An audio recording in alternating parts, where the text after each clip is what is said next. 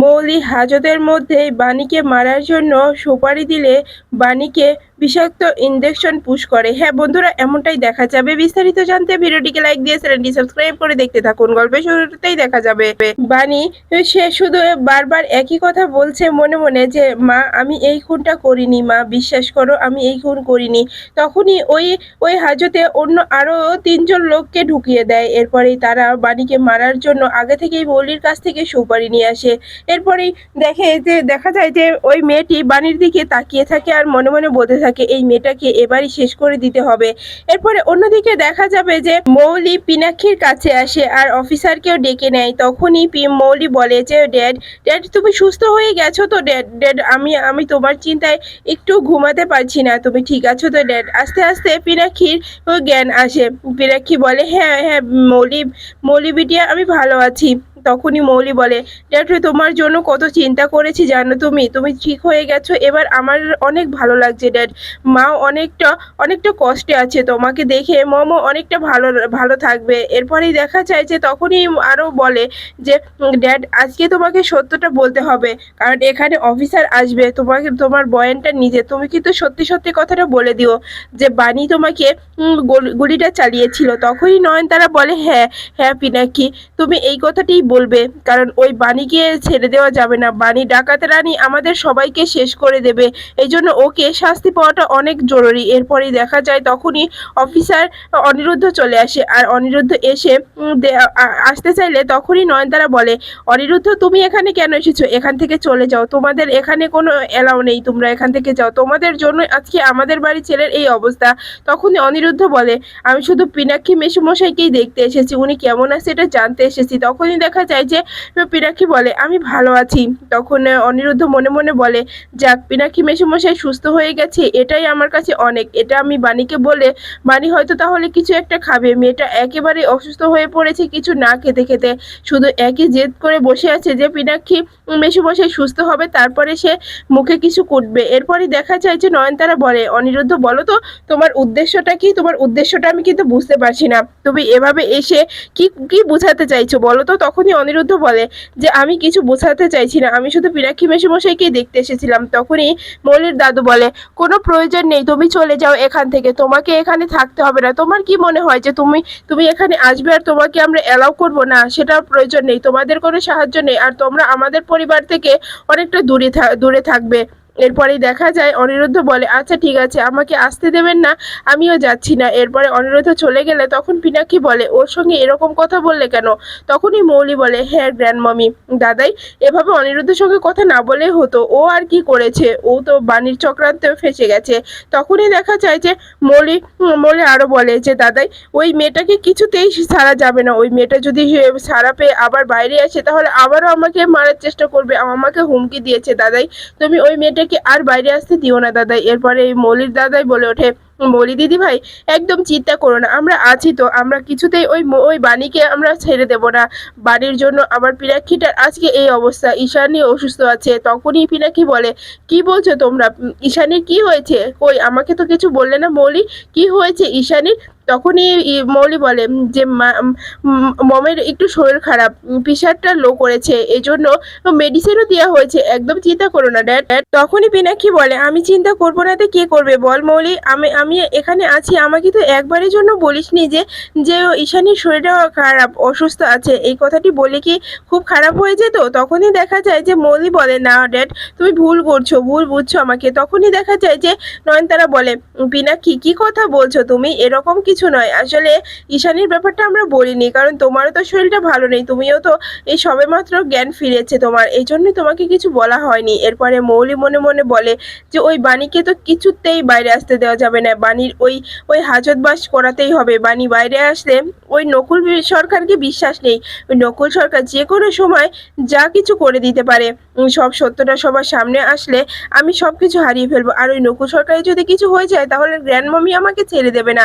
তাই আমাকে এই পথটাই বেছে নিতে হচ্ছে। ড্যাড, তুমি আমাকে ক্ষমা করে দিও। তোমাকে ব্যবহার করে আমি সবকিছু উসুল করতে চাই। এই সম্পত্তি আমার প্রয়োজন। যা আমি ছোট থেকে জেনে এসেছি আমার, সেটা আমারই হবে। আমি সেটা অন্য কারো দিয়ে দিতে পারবো না। আর ওই বাণী ডাকাত রানী কিন্তু কিছুতেই না। ও আমার কাছ থেকে অনিরুদ্ধকে কেড়ে নিয়েছে। ও আমার কাছ থেকে সবকিছু কেড়ে নিচ্ছে। আমি তো সেটা কিছুতেই হতে দেব না। কোনো মতেই আমি সেগুলো হতে দেব না। এরপরই দেখা যায় অফিসার এসে যখন বয়ান নিতে চায় তখনই মৌলির দাদু বলে ওঠে, অফিসার, আপনাকে কিন্তু আগে ডক্টর বা নার্সের সঙ্গে কথা বলে তারপরে পিনাকিকে জিজ্ঞাসাবাদ করতে পারবেন। তখনই দেখা যায় যে অফিসার বলে, আচ্ছা ঠিক আছে, আমরা নার্সকেই জিজ্ঞাসা করে নিচ্ছি। এরপর নার্সকে জিজ্ঞাসা করলে নার্স বলে, দেখুন, এটা পেশেন্টই বলতে পারবে। পেশেন্ট যদি কথা বলতে চায় তাহলে বলতে পারে, কিন্তু বেশিক্ষণের জন্য না, অল্প কিছুক্ষণের জন্য অল্প কিছু কথাই আপনারা জিজ্ঞাসা করবেন, কিন্তু কোনো মতেই যেন উত্তেজিত না হয়। তখনই মৌলি বলে, একদম চিন্তা করবে না ড্যাড, একদম উত্তেজিত হবে না। আমি তো বলছি ড্যাডের কিচ্ছু হবে না। ড্যাড কোনো মতেই উত্তেজিত হবে না। আপনি একদম নিশ্চিন্তে থাকতে পারেন। এরপর অফিসার পিনাক্ষীকে জিজ্ঞাসা করে যে, এই যে মিস্টার রয়, আপনি কিন্তু বলুন আপনার সঙ্গে সেদিন কি হয়েছিল। আপনি সমস্ত ঘটনা খুলে বলুন। তখনই পিনাক্ষী কিছুই বলতে না চাইলে মৌলি রেগে যায় আর বলে, ড্যাড, ড্যাড তুমি বলবে না? আমার জন্য তুমি বলো ড্যাড। ড্যাড তোমাকে বলতেই হবে, কারণ সেদিন কিন্তু আমাকেই মারতে এসেছিল বাণী। সেটা তুমিই বলতে পারো। তোমার বয়ানে ওই বাণীর সাজা হবে। ড্যাড, তুমি সত্যটা বলে দাও ড্যাড। তুমি তুমি যদি সত্যটা না বলে দাও তাহলে আমি কিন্তু কষ্ট পাবো ড্যাড। এত কিছু করেছি তোমার জন্য, তোমাকে কষ্ট দিয়েছে, মমকে অসুস্থ বানিয়ে দিয়েছে ড্যাড, তাই তাকে তো শাস্তি পেতেই হবে। ওই বাণী ডাকাত রানীকে কিছুতেই ছেড়ে দেওয়া যাবে না ড্যাড। তুমি কিছু একটা বলো ড্যাড। এভাবে চুপ করে থাকতে পারো না ড্যাড। তুমি এভাবে চুপ করে থাকলে সবকিছু সমাধান হবে না। এরপরেই দেখা যায় তখনই তখনই পিনাকি আমতা আমতা করে বলে, হ্যাঁ সেদিন হয়েছিল। সেদিন আমরা যখন বাইরে থেকে বাড়িতে আসি তখন দেখতে পাই যে বাণীর হাতে বন্দুক, তাক করে আছে মৌরির দিকে। তখনই চুপ হয়ে যায়। নয়নতারা বলে, তারপরে কি হয়েছে পিনাকি? তারপরে এটা বলো, বলো পিনাকি, এভাবে চুপ করে থেকো না। ওই বাণী ডাকাত রানী তারপরে কিভাবে তোমাকে ফুসফুস করে গুলিটা চালিয়ে দিয়েছিল সমস্ত কথা খুলে বলো পিনাকি, এভাবে চুপ করে থেকো না। তখনই মৌলির দাদু বলে, এই যে নয়নতারা, এতটা উত্তেজিত হো না। আমার পিনাকির উপরে ছেড়ে দাও, ওর কোনো প্রেশার দিও না। এই যে অফিসার, আমরা তো সবাই বলছি আমাদের বয়ান কি কাজে হচ্ছে না। তখনই অফিসার বলে, দেখুন না, যে যে এই পেশেন্ট তার কাছ থেকে আমরা বয়ানটা নিতে চাই, এই জন্যই তো আমরা এসেছি। তখনই মৌলি আরো আরো উত্তেজিত হয়ে যায় আর বলে, ড্যাড আজকে তোমাকে বলতে হবে, ওই মেয়েটার জন্য আজকে আমাদের পুরো পরিবারটা নষ্ট হয়ে গেছে। ড্যাড রে, তোমার মেয়ে স্বপ্ন ভেঙে দিয়েছে। আমি যখন অনিরুদ্ধকে বিয়ে করতে চেয়েছি ওই মেয়েটা আমার কাছ থেকে অনিরুদ্ধকে কেড়ে নিয়েছে। এরপরে যখন আমি ভিকিকে বিয়ে করতে চেয়েছি তখন ভিকির সঙ্গে আমার বিয়েটাও নষ্ট করে দিয়েছে, আমার বিয়েটা ভেঙে দিয়েছে, ভিকির নামে খারাপ খারাপ কথা বলেছে। আর এখন যখন সবকিছু থেকে ও কোনো কিছু করতে পারলো না তখন ও আমাকেই সরিয়ে দিতে চাইছে। ড্যাড, তোমাকে আজকে কিছু বলতেই হবে ড্যাড। এভাবে চুপ করে থাকতে পারো না। আমার দিব্যি রইলো ড্যাড। তুমি যদি আজকে সব সত্যটা না বলো তাহলে কিন্তু আমার থেকে খারাপ কেউ হবে না। তখনই অফিসার বলে, তাড়াতাড়ি বলতে বলুন আপনার ড্যাডকে। এরপরে পিনাকি বলে দেয় যে হ্যাঁ, বন্দুকটা বন্দুকটা আসলে ওই বাণী করেছিল। কথাটা শুনেই তখনই মৌলি বলে, একদম ঠিক বলেছো ড্যাড। এই যে অফিসার, শুনে নিয়েছেন যে আমার ড্যাড কি বলেছে? আমার ড্যাড যা বলেছে একদম সত্যি বলেছে। আমার ড্যাড সত্য সত্য বলে দিয়েছে যে ওই বন্দুকটার গুলিটা বাণী চালিয়েছিল, আর বাণীর জন্য আমার ড্যাডের আজকে এই অবস্থা। আমাকেও মেরে ফেলার হুমকি দিয়েছে। ও যদি ছাড়া পায় তাহলে ও আমাকেও মেরে ফেলবে। অফিসার, আপনি কিছু একটা করুন, এভাবে কিন্তু চলতে দেওয়া যাবে না। তখনই নয়নতারা বলে ওঠে, হ্যাঁ অফিসার, আপনাকে কিছু একটা এবার করতে হবে। ওই মেয়েটা যদি ছাড়া পেয়ে যায় তাহলে কিন্তু আমাদের পুরোপুরি ধ্বংস করে দেবে, আমাদের রায়বাড়ির সবাইকে শেষ করে দেবে। তাই ওই মেয়েটাকে ছেড়ে দেওয়া যাবে না। ওই মেয়েটা এতটাই উত্তেজিত হয়ে গেছে, এজন্য আমি এই মেয়েটার নামও রেখেছি যে যে ডাকাত রানী। আসলে ও সত্যি ডাকাত রানী। এরপর দেখা যায় মৌলি মনে মনে বলে যে এবার বাণী বুঝতে পারবে যে এই মৌলি রয়ের সঙ্গে পাঙ্গা নিয়ে কতটা ভুল করেছো তুমি। তুমি কি ভেবেছো আমার কাছ থেকে তুমি সব কেড়ে নিয়েছো, আবার আমার বিরুদ্ধে তুমি চক্রান্ত করবে, সবকিছু আমি মেনে নেব? না, সেটা কিছুতেই হবে না। সেটা আমি কিছুতেই মেনে নিতে দেব না। তোমাকে পুরো নিঃস্ব করে দেব, তোমার কাছ থেকে তোমার পরিবারকে দূরে করে দেব।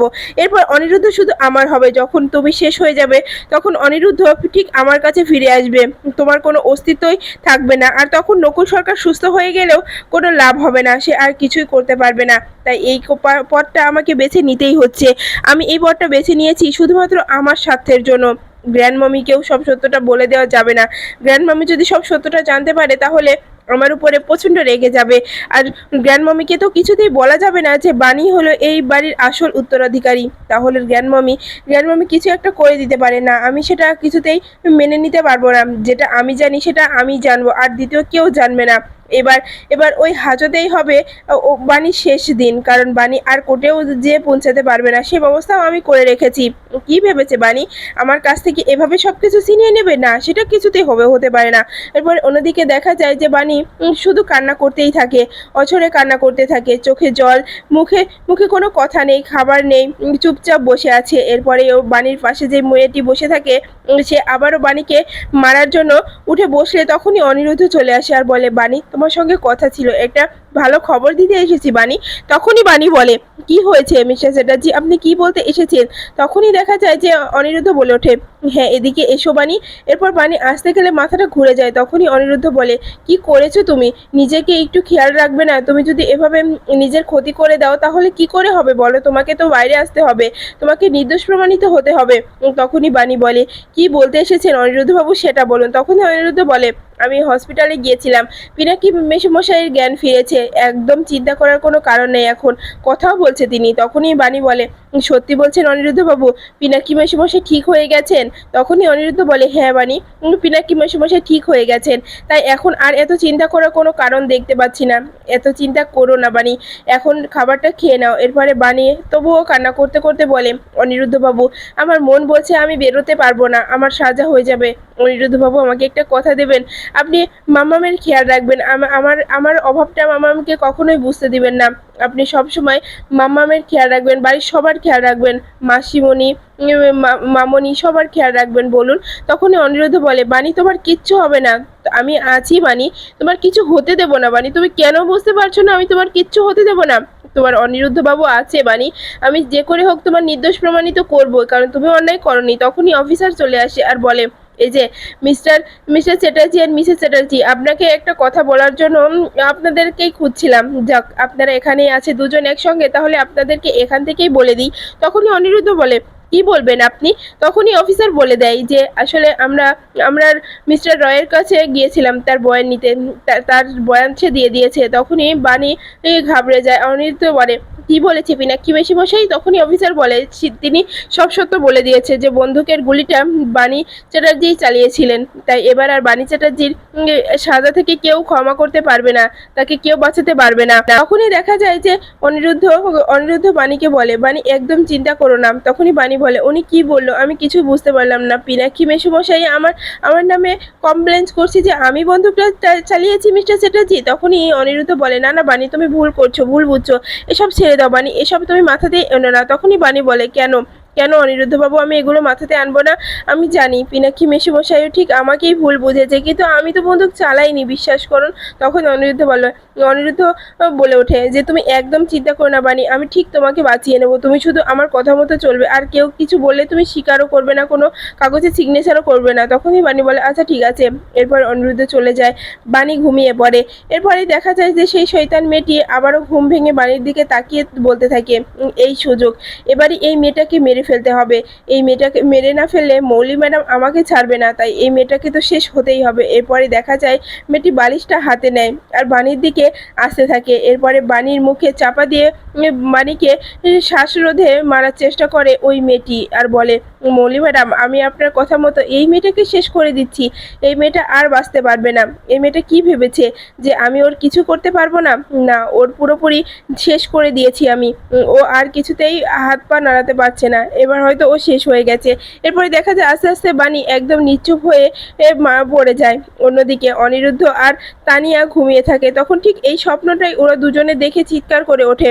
এদিকে তানিয়া চিৎকার করে, এদিকে অনিরুদ্ধ চিৎকার করে ওঠে।